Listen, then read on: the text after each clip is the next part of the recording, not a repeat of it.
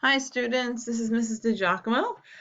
How are you doing? I hope you had a great weekend. The weather at least cooperated for once. I hope you got outside, got some physical activity in, enjoyed some sun. Vitamin D is good for your body, and assuming you wore some sunscreen so you didn't get sunburn. All right, so the point of this one is for those of you that maybe didn't want to do the coding again, or you never really tried it, coding or programming is not your thing. What you're going to be learning here is, I think, two useful things that will help you for the rest of your life. One is you're going to learn a little bit about how to get good mental health, which I think is really important for the season that we're in right now. And then secondly, how to format Google Docs. Now, I think a lot of what I'm going to teach you guys, you probably already know, but I think there might be some tips and tricks you didn't realize. And I know you do most of your reports and papers for ELA and RELA and science in a Google Doc, I'm guessing. So knowing how to kind of work your way around Google Docs and make them look nice, I think will be an important skill to have. So again, the topic of your flyer will be mental health, which I'm going to teach you a little bit about. And then you're going to take that knowledge and you're going to make a flyer in a Google Doc. So let's get to it. So this link is right in your Canvas module. I'm going to go into present mode. All right, keeping in mind, if you guys did the coding or programming in progress bar, you do not have to do this additional assignment. You only have to do one or the other. But if you want to do this one also, that's awesome. All right.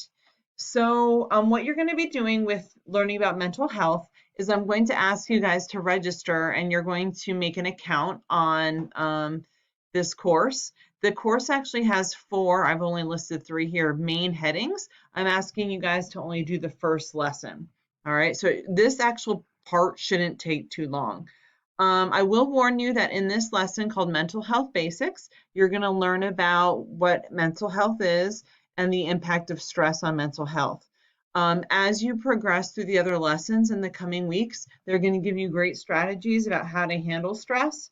I tend to think of myself as being able to handle stress pretty well, but given the situation that we have never been in before of being kind of restricted to our house and our family, I'm sure all of us are kind of just feeling a little out of sorts.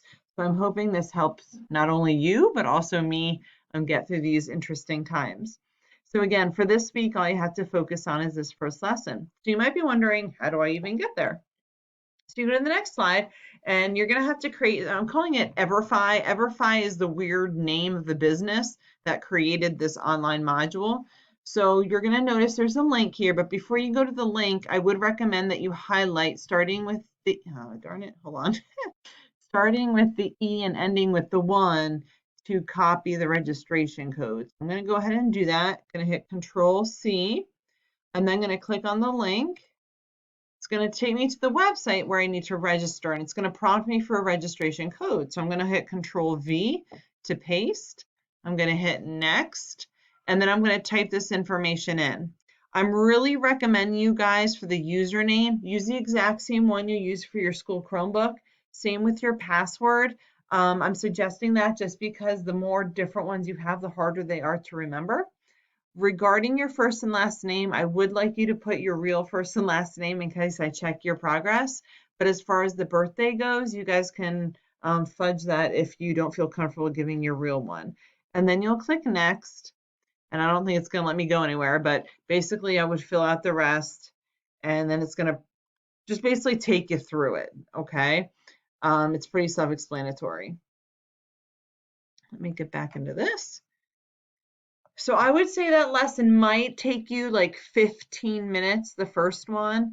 You are going to be starting with a pre-test. Do the best you can. Don't stress about it. Your grades don't matter in this section.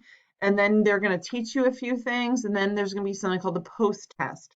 Now, my goal is that you would get at least a 70%.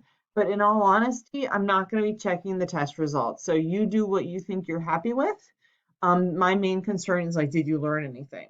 Okay, and hopefully if you did, you can earn at least a 70%. The website will automatically take you on to the second lesson, which is called Understanding Mental Health Disorders. Please stop. So once you guys take the pretest, do a few like learning screens. They're going to ask you some different questions about your mental health and what you think mental health is. And then it's going to take you to that post-test. After that post-test, you're done for me for this week. okay? With this part anyway. So how will I check your learning? You're going to take what you've learned and you're going to create a well-designed flyer. Now this says Google Draw or Google Doc. I'm going to change that. I want you guys to simply use Google Docs. And that might be a little frustrating because you're going to learn that Google Draw is actually a little bit more user-friendly. But because I think your other teachers will probably make you be doing more things in Google Docs, I want you to get used to that. So you're going to create a flyer that if we were at the 6th grade center, it would be appropriate for people to pass by in the hall and they'd be able to get the information about how to have strong mental health. So here's an example of a well-designed flyer for appropriate for a 6th grade center school hallway. In fact, this is something that student council made for good old November and for Thanksgiving. So I'm mentioning over here kind of what I think is good about it and then maybe how it could be improved. But I think overall, that's a pretty good flyer, right? If you were walking past that in the hall, you would understand what to do and things like that. Here's an example of a poorly designed flyer. So you might notice it, but I don't know how many of you actually know what this color ribbon means. So there's some good stuff about it. If you actually take the time to stop and read it, it has some interesting information. But honestly, walking past it in the hall, most of us probably wouldn't even really notice or understand its purpose. So here's some ways it could be improved. So again, which one would you actually notice and understand in the hall? Probably the Thanksgiving week one.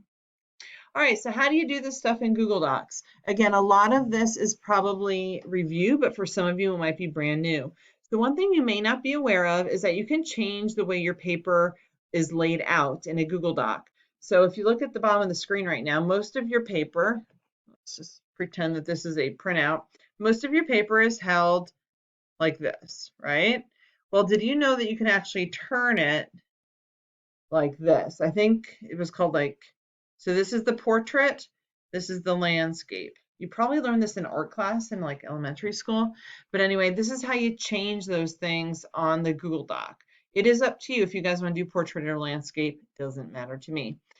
In fact, if you want to change the color of your page from a white background to something else, you could click here. I'm going to talk about margins here in a moment. All right, so what is a margin? A margin in a document is the white space that surrounds the text. So if you guys look at this example, see how there's like no text here? That's called white space. And the reason there's no white space is because of the margin. Okay, margins are on the top, bottom, left, right. As you can see here, top, bottom, left, right. The default, which means what the computer sets it up is 1 inch. A 1 inch margin is fine. Except have you ever been like typing a report and like one sentence shows up on the second page?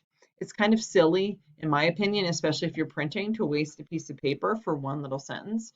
So what you could do is adjust your margins and then you can fit more on that page, which means there would be less white space up here, which I would kind of recommend you guys do for your flyers because you want to fit as much as you can and you want to make your text kind of big.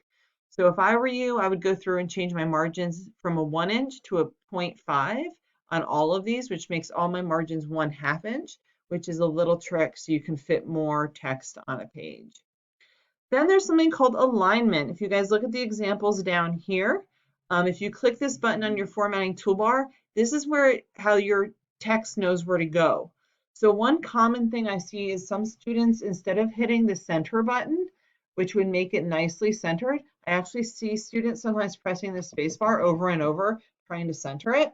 That is a waste of time, in my opinion, and it's not always perfect. Use your center button, all right? Left alignment is normally how it's set up, but if you guys click this button here, you will see the option for center, left, right, and even justified alignment. I don't really recommend the justified. I would stick either with the center or the left, just because that's what our eyes are used to seeing in books and whatnot. Finally, formatting your text, making it look a little bit more interesting. I'm sure you guys are aware of changing the font, which I obviously did here. The size, bold obviously looks like this. Italics, underline looks like this. Strike through is not on your toolbar, but if you want to go to strike through, you simply go to your format menu and click text, and you would see strike through, which means you draw a line through it. I like to use that when I'm keeping a list of things to do, and as I do them, I like to draw a line through it. So for those of you still keeping track of your assignments on your spreadsheet that we created a few weeks ago, You might want to use that as you finish each one. Again, that's under the Format menu under Text. You guys can also change the color of your text and highlight it, and those two buttons are over here.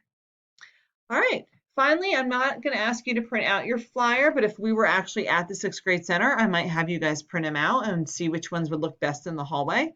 But you can do something called the print preview. So how you would do that is you would go to the File menu and you click on File Print, which is listed right here, and you would get a screen that looks like this. Okay, so you might realize once you print it out, ooh, this looks kind of awkward. Like white space isn't bad, but I think this might look better centered or something like that. You're also going to notice that my blue and yellow ribbon isn't blue and yellow, and that's because right now in the print mode, it's set up as black and white. We could even obviously change this to color if we actually wanted to print the ribbon as blue and yellow. Please don't actually print, but I want to make you aware of File Print. It's going to first take you to Print Preview, just so you can see what it looks like. And then finally you can hit cancel because we're not actually printing. All right, one thing I also see students struggling with is inserting images. So once you insert an image, all right, you probably want to put that image somewhere else other than the exact spot that you put it on when you first pasted it. So what you want to do is choose something called wrap text, which is over here. So if you just click on that image, you're going to see 3 little buttons show up. If you click on that middle one and you change wrap text, what that gives you the power to do is take this image and then you can move it wherever you would like. So I highly suggest you get in the habit of doing that for all of your images. All right. I think that is the end. So to reiterate, what we're going to do is learn a little bit about mental health through that Everfi thing. That shouldn't take you too long. I'd say 10 to 15 minutes. Think about what you've learned. They're going to be highlighting like 4 areas of ways to focus on mental health. So just think about from what you learned, what would be helpful for a 6th grader. Then you're going to go onto a Google Doc and you're going to create a Google Doc, hopefully utilizing a lot of the tools I just showed you. So make it look good, especially, again, the target 6th graders, and they're walking past it quickly in the hall, and you want to get your point across quickly. All right. Hope this works out for you. Bye.